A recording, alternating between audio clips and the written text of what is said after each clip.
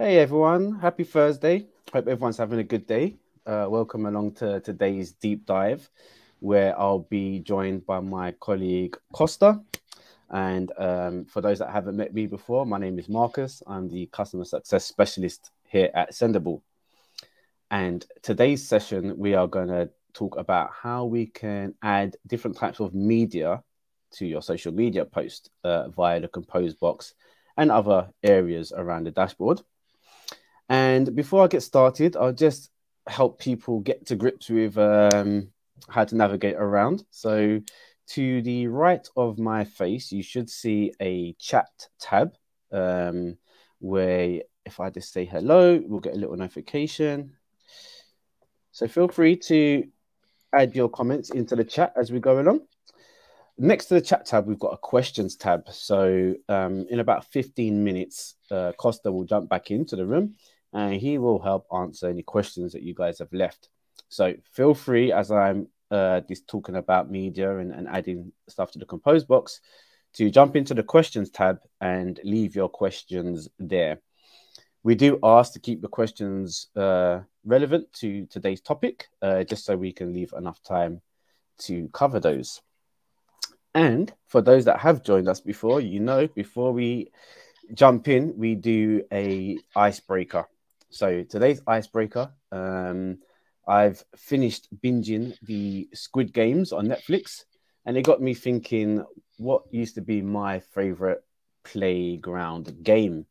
So my favorite playground game was a game called Slap Ball, where it would be at least two people, one tennis ball, one wall. And it was like a poor man's tennis, if you can imagine. Our hands was the tennis racket, and we would have to slap the ball into the wall, and then it's the next person's turn. So in the chat, if you could all leave, let me know what your favorite high school playground game used to be. And let's see what answers we got coming in. Forgive me if I don't know the games, but let's see. We've got Foursquare. So I've not heard of that. Kickball. Isn't that just football, Owen? I don't know. We might need to know a bit more. But yeah, keep those coming in. I'll keep an eye on it. And I will start to share my screen now. Football or I'm going to have to Google Foursquare. I've not heard of it in the UK. I'll be back in 10 to 15 minutes once you've gone through the first part. Thank you, Costa. Thank you too, Marcus. Owen, soccer. No, we don't use soccer over here. Lunch. Okay, Adele, that's a good one. I think I've probably spent most of my lunchtime playing games, hence why there's hardly anything of me. Thank you, Owen. Okay. All right, guys. So let's keep those coming in, and I'll just sort of start. So you should all be able to see my screen now, and you should be able to see my calendar. And as discussed, today's topic is going to be looking at how we can add media. So to get started, I'm going to open the compose box over here. Okay. And go and sort of just select a handful of profiles. So I'll get my Facebook, Instagram, LinkedIn in here, Twitter as well. Okay. So in the original tab, you would start to compose your message. So you say, my message for today. And then we need to add media. Some channels such as Instagram, we definitely need to add some media. Otherwise, we're not even really allowed to publish at this stage. So different ways to go about adding media. Okay. Sometimes you may have a URL that you wish to use. And if you enter a URL, there may be some images on that website as well, which you'd want to use. So for instance, if I was to add the URL for the Sendible blog page, you can see it brings through a link preview, and these link previews can be replaced with an image. Okay, so this is one way of sort of bringing in media. Now, if I go onto a page like Facebook or LinkedIn,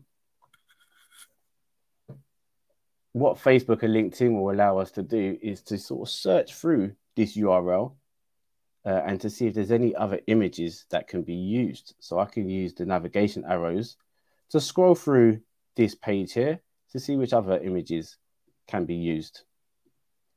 There's also the option to replace the image that you see in the link preview with one of your own. So I could select the camera icon and sort of replace with maybe something football related, because I sleep, drink, and eat football. Okay, so that's one way of kind of adding media, updating the link preview. Now, as you can see on Facebook, when I'm editing my link previews, it says only verified domains can post customized link preview. So I have to verify a domain before I can edit the image, the headline, the link description. So we do give you a URL here on how to verify your domains. So I'll just add this into the chat here. So if there's any of you out there that would like to take advantage of that, then I've just included the link in the chat there. Okay, perfect. Now, when using link previews, you can actually replace the whole preview, so the image, the headline, the link description, with your own image. So if I select replace link preview with image, then we get the add media. And we're going to look into this in much more detail right now, actually. So if I go back into my original tab here, I'm going to now select this paperclip icon, okay? And this is going to bring that same image. It's going to allow me to upload an image or a video in a number of different ways, okay? So the first way is to sort of search the files that you have on your machine, or you can drag and drop them into this little box here. And that is image files or video files, as long as they meet certain requirements. So these are the file types that we have and that we support. Okay. Alternatively, you could fetch an image from a specific URL. So kind of looking back at that Sendible Insights page, if I, that's the wrong URL there, isn't it? Let me get the right one here. So if I enter sendible.com/insights and I say fetch images, it's going to take that same approach. It's going to look through this URL and it's going to return any images that are best used for social media. So then I can scroll through and attach one of these images into my post. Then we have the media library. So every time I upload an image, so if I'm dragging and dropping images in this area, they're automatically going to be saved to my media library. Okay, so these are sort of the images that I've been using, but I can also filter and actually see images that have been uploaded by other dashboard users. So my colleague Savannah, okay, that's not the best example. Let's go for client 2. And you can see they've kind of using a different set of images that wouldn't be available in my dashboard. So as long as you've got access to their dashboards, you'll be able to access the images that they've previously uploaded. Then we have a few integrations. So we have an integration with Dropbox and with Google Drive. All that we ask is that you make sure that these images are publicly available, because if you try and reference a private image from Google Drive, then there'll be issues when trying to bring that in over to the Sendible dashboard. So as long as in your Google Drive, you've updated the sharing options to sort of anyone with the URL, then that should open it up to bring those images in. We also have an integration with Canva. So you can access the Canva app. And inside of the Canva app, there's also a way to access the images and the files that you've sort of used outside of Sendible as well. So you can access your folder there. Then there's 2 other ways. So you've got the ability to sort of search.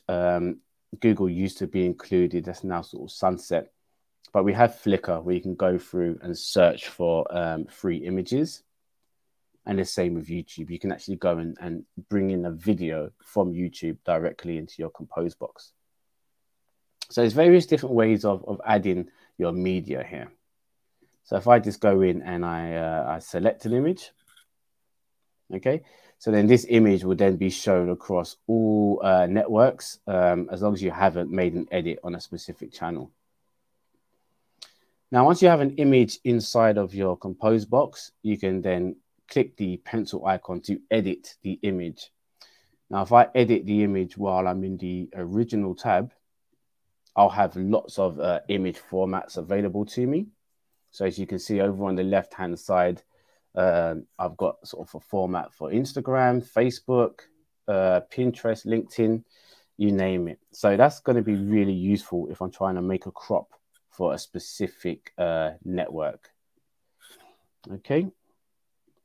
If I actually go into that specific channel, so if I go straight into Instagram, for example, and I click edit here, this is just going to present to me the Instagram formats as well. Okay, right, to kind of keep you guys from making no mistakes, really. And then other sort of options when in the image editor is the options to sort of add any sort of filters, add any sort of text overlays, and also the option to add stickers and actually upload your own stickers, which can be included onto your image.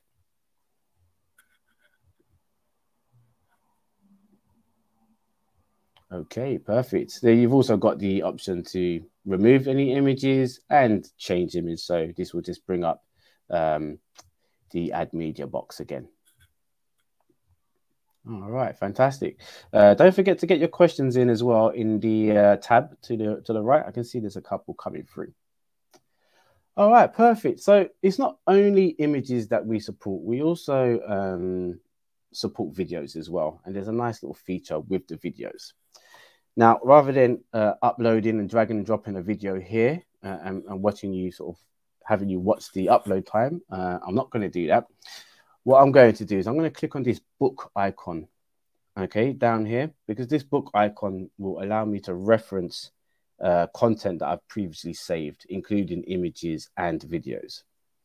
So I'm going to select this book icon, and you can see I've got a specific tab here for content. Okay, and this will reference what we call content libraries. And I've got a couple content libraries, one for my content and one for my videos. So I can filter for the video library, and then I can go and insert one of my videos. So I'll insert the Easter Bunny video here. Okay, and you can see that's pulled through that video file. Now, as this comes through, I get like a little preview.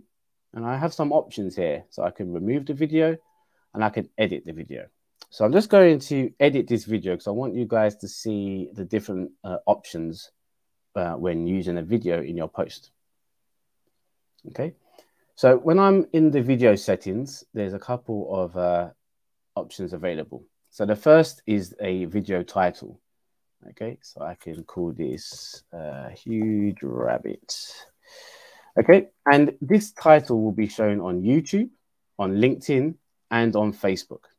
Okay, it's only supported by those 3 channels. So Twitter doesn't support titles for your videos.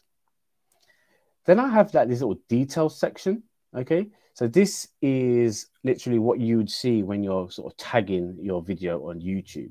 So you can add those sort of manual tags, and you can also add these categories as well. Okay, so this is just a like for like list matching what you would see on YouTube. And then last but not least is being able to select a specific thumbnail. So what frame of the video would you like people to see, you know, if autoplay hasn't been enabled on the social network? So then they have to sort of click to play. So this is supported for Facebook and on Instagram. And it's something that sort of was raised by you guys, by our users in our feedback portal. So I was really happy to see this go live. So if I save here, this will edit the thumbnail that's used here. So we do have a video size limit. I believe it's 250 meg or 150 megabytes. Costa will get that confirmed for us once he joins. And then, you know, you can sort of share those videos on the social media channels there as well.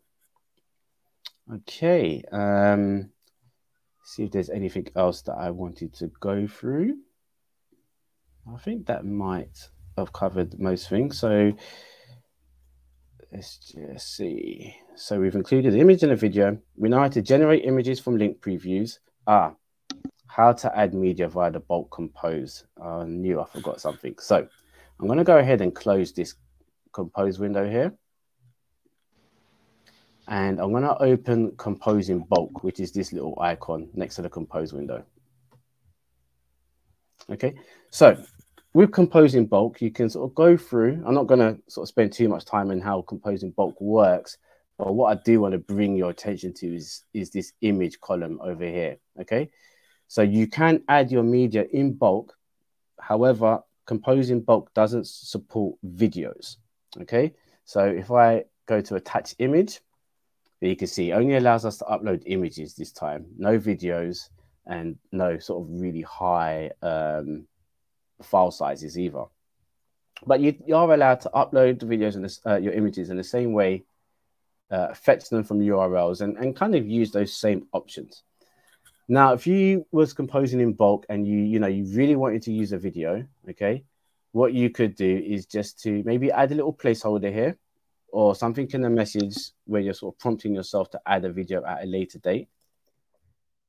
So if I just sort of do my post and get a time and a date in there, and then I have to select a profile. So what you can do is you can import your posts, and then as they've been imported, you can then edit the media to attach your video. So if I head over to scheduled now, this is my post that I've uploaded via the bulk composer. I can now select edit and then just change my media. So I can get rid of the image there and then bring back in one of my videos.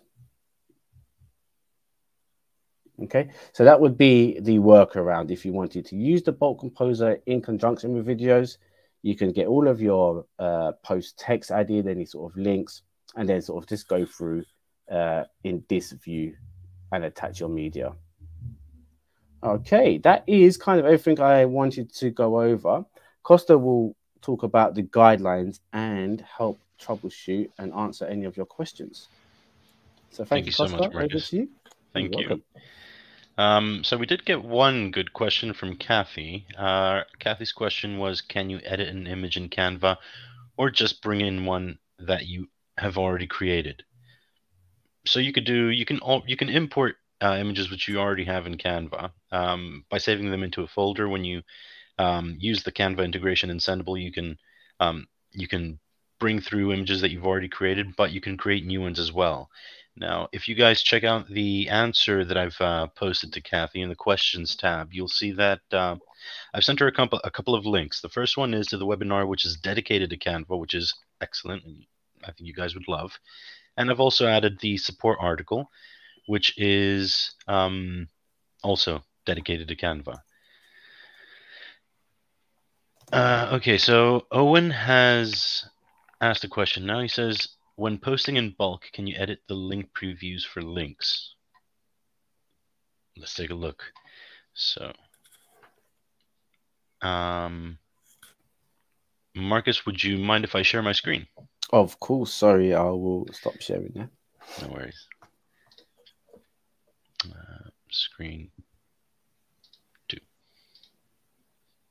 Okie dokie. So we'll come back to that. Let's see.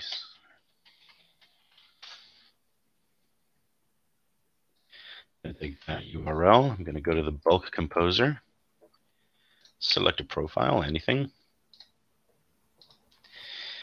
Test for Owen. Send date next week. Time around 2 a.m. should do it. And let's put a URL in there as well. So, okay. Give me just a moment. I'm going to do it from a different user.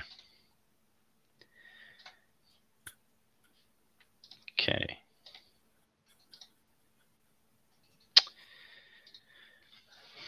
I'm logged into the wrong user. Give me just a second. I'll log in as somebody different. So sorry for the wait. So I think I kind of can help Owen out here as well while you switch users, Costa. Yeah. you can add URLs in the bulk composer, but that wouldn't generate a link preview via the bulk composer. I'm afraid that's something you'd only see in the compose window. However, I do believe if you add your URL and then in that same fashion, as I said, you can add the video content later. You could always go back, edit the post that you've done in the bulk compose, and then manipulate the link preview. Let's see in Costa's example here. Yeah. Okay, so I'm going to schedule a post for the 28th at 2 a.m. It has a little bit of text and the Sendible URL, so I'll import that. And then away she goes. So now I'm going to go to the scheduled view, and there it is. If I click on edit, you can see that it does have the link preview. However, it only gives me the option to replace the link preview with an image. Yeah, I think I know why that is. So I think that's because you're in the edit section now, isn't it? So yeah. So just to explain the difference between editing a post and creating a new post. When you're creating a new post, that's when we can give you those network specific options, such as, you know, Facebook allowing you to edit the link preview content. Okay, so yeah, it's a very good point, Owen. That, you know, you couldn't edit the link preview content. It needs to be something that you do while creating a new post. Exactly right. Yeah. Excellent. There's something and all my Facebook pages need to be reconnected. I removed my integration. Sorry about that. We was just asked if you could go just a little bit slower, Costa, for far end. So far end, just so you understand here, is when you're creating a brand new post, and then you can select your different profiles, such as Facebook and LinkedIn. When you see new message at the top, as what's shown in Costa's screen, this is where you can kind of do those network specific features, such as changing the link preview content. So the headline, the link description, and the image.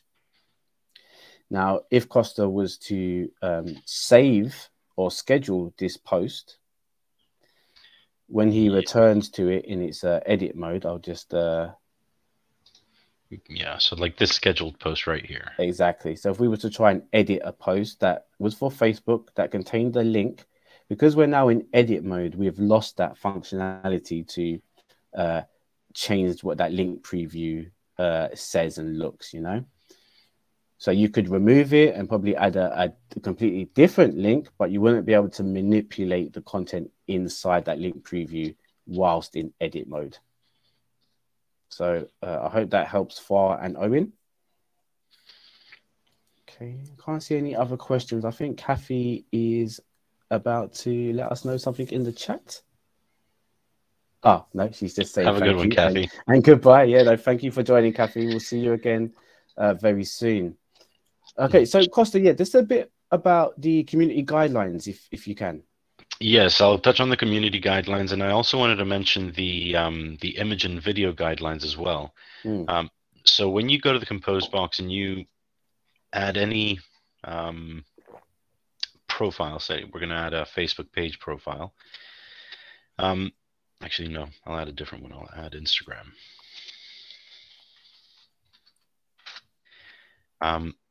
We have validations in place in the compose box, which will let you know if the image that you're attaching is within Instagram's requirements or the social profile that you're posting to within their requirements. And that way we help you avoid having posts which are undelivered. Now, that is in the normal compose box. Works just fine there. Now, one thing about the bulk composer, there's no image validations there. So if you attach images here, you can attach 40 images with a 40 post that you're scheduling in bulk. That's okay. That's just fine. However, if the image that you attach here is too big or too small or too wide or too tall, then we're not going to throw any errors here. it's not been applied to the bulk composer yet. That is why we have a couple of support articles, the best practices for image guidelines and video guidelines, which outline the requirements and the restrictions each social profile has. And you'll see some of them go deep into it. So, say for example, Twitter has a bunch of requirements. They're not hard to meet. They're actually pretty easy. And others have, like Facebook, they just say, keep the videos pretty small and less than an hour long. But yeah, Marcus, and to answer your previous question, yes, the maximum video size that we can attach to the compose box is indeed 250 megabytes. So. Yeah, I had to second guess myself for a second, but thank you. No worries. But it also depends on the social site that you're posting to. So say, for example, file size must not exceed 512 megabytes for Twitter, 250 for Facebook. Instagram, they have their own thing going on right here. So 100 megabyte maximum. So just because you can upload it to the compose box doesn't mean that the video is going to be able to be posted to Instagram. And about the community guidelines, just a couple of things that we wanted to let our users know about. So social profiles are taking a strong stance against spammy behavior, anything that is not engaging enough, and this is something that they're doing uniformly. So it's not just Facebook, Instagram, Twitter, but if you're going to be posting to social media, try doing it in an as engaging manner as possible. So try not posting the same thing 4 times a day. It happens. Try not posting the same thing every day for a long period of time. I mean, if you've got a sale coming up and it's in 2 weeks from now, that you can send something out every day for those 2 weeks, but don't do it for several months altogether.